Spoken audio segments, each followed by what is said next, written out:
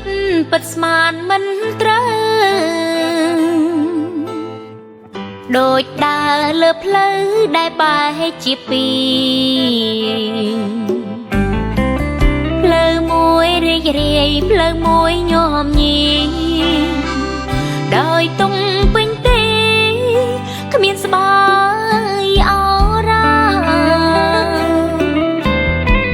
ខ្ញុំជ្រឹងប្តីចាំងស្មានថាចេងគិតចឹងចិត្តគំនិតក្រែងមិនសាវាតែស្មានខុសហើយគួរឲ្យអនិច្ចាប្តីខ្ញុំនេះណាសាវាលេខមួយស្រីក្មេងប៉ិនលងប្តីខ្ញុំឲ្យអង្គគ្មានសល់បេដងរេមិនចាញ់ស្រល់មិនខ្វាយខ្វល់នឹងខ្ញុំទុកព្រួយស្រីក្មេងផ្អែមស្និទ្ធប្តីខ្ញុំលែងគិតដូចមនុស្សខ្លួនមួយដាញ់យំបែកខ្នើយបែកភួយខ្ញុំដេកយំព្រួយស្ទើររាត្រីកុំនៅចង់ពីបើគ្មានគ្រាស្មងលែងខ្ញុំចោលចង់ហើយមិនបាច់ភ័យក្បែរគេពេញសិទ្ធហើយមានសេរីមិនបាញ់លោកលៃ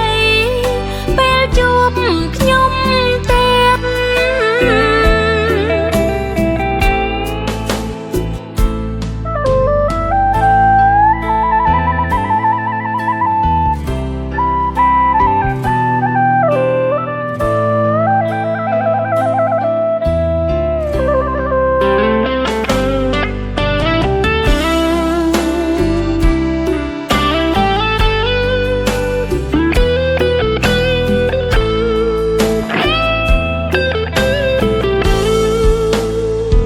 ស្រីក្មេងប៉ិនលងប្តីខ្ញុំឲ្យអង្គគ្មានសល់បេដងរេមិនចាញ់ស្រល់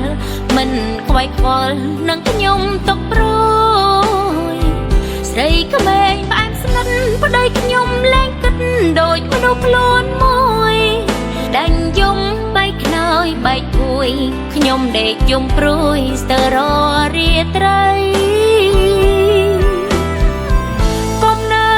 ចង់ពីបើគ្មានគ្រាស្មងលែងខ្ញុំចោលចង់ហើយមិនបាច់ភ័យក្បែរគេពេញសិទ្ធហើយមានសេរី